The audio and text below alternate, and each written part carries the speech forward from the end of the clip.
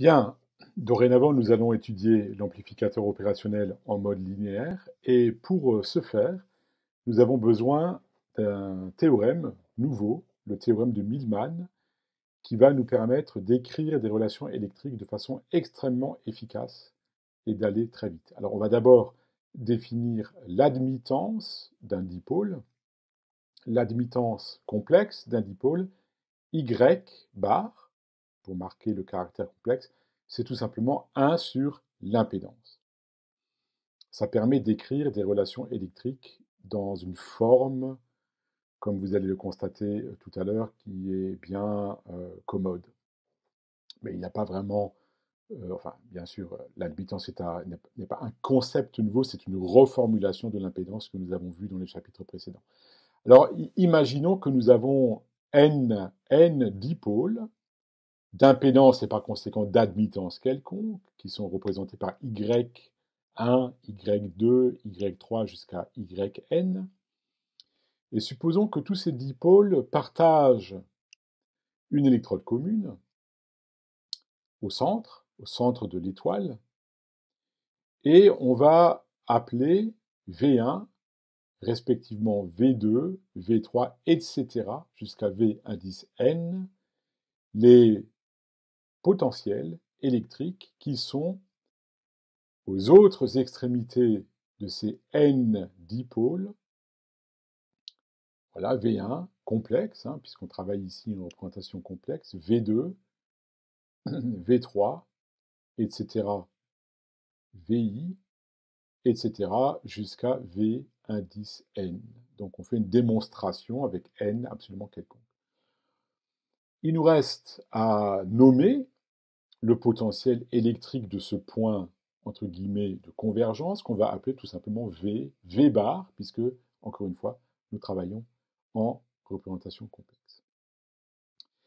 Et le théorème de Millman, c'est tout simplement une reformulation de la loi des nœuds, c'est-à-dire qu'on va appeler respectivement I1, I2, I3, etc., I indice I jusqu'à I indice N, les courants qui circulent dans les N admittances, avec quand même la convention selon laquelle, en fait, tous ces courants, on les oriente de manière à ce qu'ils convergent tous vers le nœud où règne le potentiel V. Ça veut dire que la loi des nœuds s'écrit ici, dans cette convention-là, somme étendue de I égale 1 jusqu'à I égale N, des I indice I égale 0, puisqu'il n'y a que des courants qui convergent, il n'y a pas de courants divergents. Souvenez-vous ce qu'on a vu dans un chapitre assez tôt dans le cours, c'est une formulation possible de la loi des nœuds, tous les courants sont convergents. Donc le théorème de Millman, c'est tout simplement la reformulation de cette loi des nœuds. Donc que vaut I indice I dans la définition de l'admittance? I indice I, c'est la tension aux bornes d'un dipôle, donc VI moins V, puisque V, c'est la tension qui est à l'une des extrémités.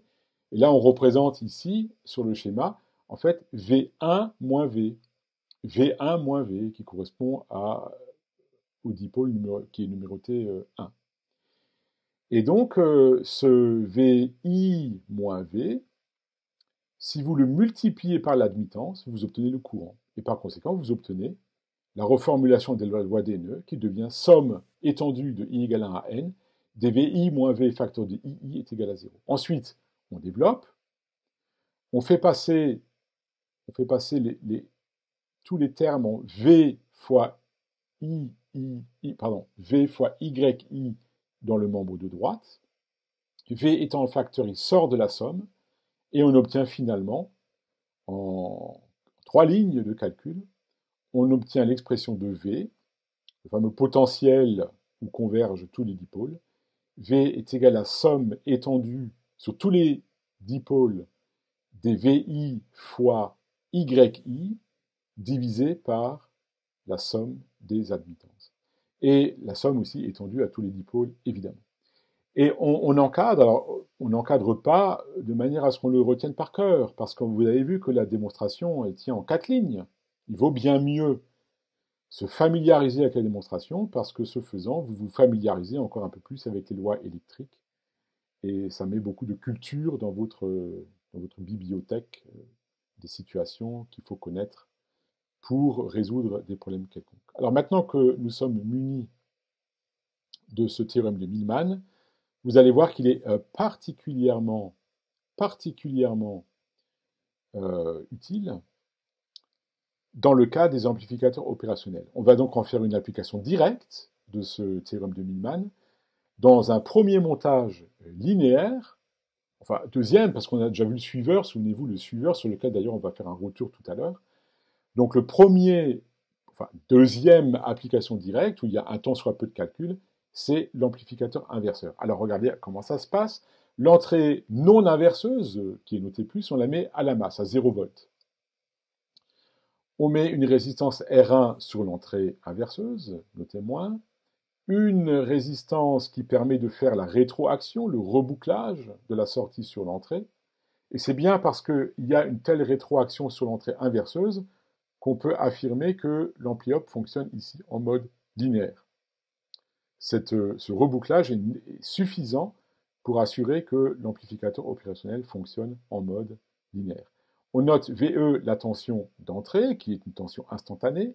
Dans ce cas de figure, il n'y a que des résistances, donc on n'a pas besoin d'une représentation complexe.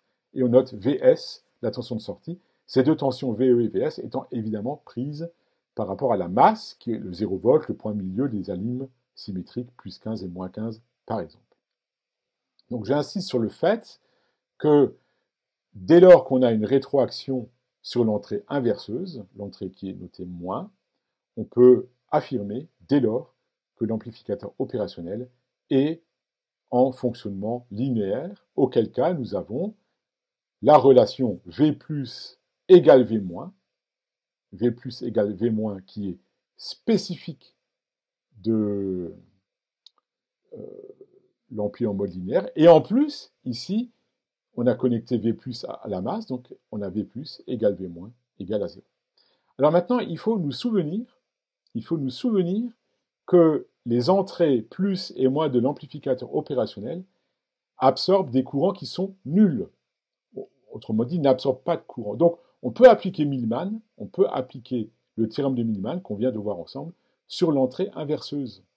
Parce que tout se passe, ici l'entrée inverseuse, dès lors qu'il y a un courant I- qui est nul, en fait, on peut appliquer Millman avec simplement deux tensions, VE et VS, et on écrit V- égale VE fois l'admittance de la résistance R1 qui vaut 1 sur R1, donc c'est VE sur R1, plus VS, c'est l'autre tension qui est connectée à V- par l'intermédiaire de l'admittance 1 sur R2, et tout ça divisé par 1 sur R1 plus 1 sur R2, puisque les admittances, dans le cas d'une résistance, l'admittance d'une résistance, c'est 1 sur R.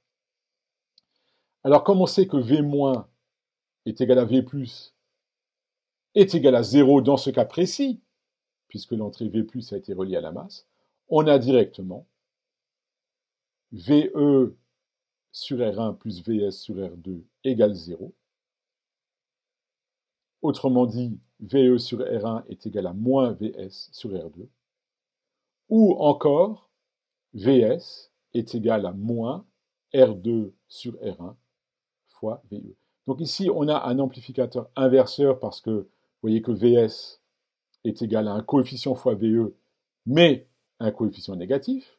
Donc ça fait un déphasage de pi, c'est bien une inversion de la... Enfin, un déphasage de pi, ça fait un ampli inverseur. En revanche, le gain, lui, il peut être supérieur à 1. Il suffit de prendre R2 supérieur à R1.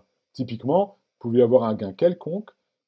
Par exemple, R1 égale 1 kg, R2 égale 10 kg, vous aurez un gain de 10. Évidemment, ça fonctionnera en mode linéaire tant que la tension de sortie, VS, ne saturera pas l'amplificateur. Alors maintenant, un retour sur le suiveur. Alors, on pourrait se dire, ah bah le suiveur, ma foi, on l'a utilisé dans la vidéo précédente pour montrer le principe de l'asservissement obtenu par la rétroaction sur l'entrée inverseuse. En réalité, il a un véritable intérêt fonctionnel. Il a un intérêt fonctionnel. Alors, je vais vous montrer juste un exemple. Nous avons vu dans un exercice, plus tôt dans le cours, dans un chapitre précédent, comment, lorsque on avait cascadé deux cellules, ici R1C1 cascadé avec R2C2, on ne pouvait pas écrire que la fonction de transfert globale, c'est-à-dire Vs sur Ve, c'est pas le produit de deux fonctions de transfert isolées. Pourquoi? Mais parce que le courant I1 est égal à I2 plus I3, ce n'est pas le courant I1 qui circule dans R2. Donc on ne peut pas appliquer le diviseur de tension, deux fois consécutivement, une fois sur V1 qui serait égal à diviseur de tension appliqué à VE, et ensuite Vs une deuxième fois qui serait le diviseur de tension appliqué sur V1. Pourquoi? Parce qu'on n'a pas le droit d'appliquer le diviseur de tension avec V1, puisque I1 n'est pas le même courant qui circule dans R1 et le condensateur C1 à cause de la déviation I3. Mais ça peut s'arranger avec un suiveur. Donc ici, on va mettre une première cellule R1C1, et ensuite, on intercale entre cette première cellule et la deuxième, qui est constituée de R2C2, on intercale un suiveur. Et là, vous comprenez tout de suite l'intérêt. Parce que le suiveur, si vous voulez, dérive un courant I+, qui est égal à 0. Et donc, pour le coup, on pourra appliquer une première fois le diviseur de tension pour calculer la tension V1 aux bornes de C1. Et ensuite, on pourra appliquer une deuxième fois le diviseur de tension pour calculer Vs en fonction de V1 qui se retrouve à droite du montage suiveur. Ça veut dire que finalement, la fonction de transfert globale de ce circuit qui est obtenu par cascade de deux cellules RC, la fonction de transfert globale se calcule bien par multiplication des deux fonctions de transfert individuelles, ce qui n'était pas possible dans le montage en haut de la page.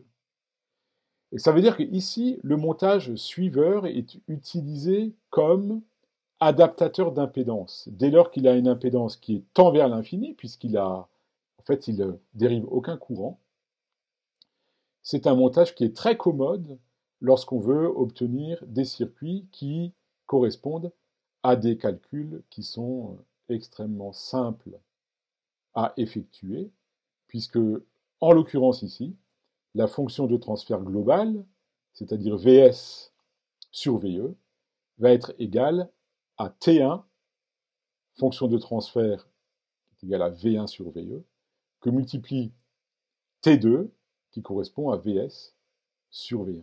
Et ça, je répète, c'est uniquement possible parce que le suiveur permet de découpler les deux cellules par le fait qu'ils ne détournent ou qu'ils ne dérivent pas de courant. Donc, au-delà de son intérêt pédagogique ou didactique, dans la vraie vie, il a un intérêt fonctionnel et est utilisé dans la pratique.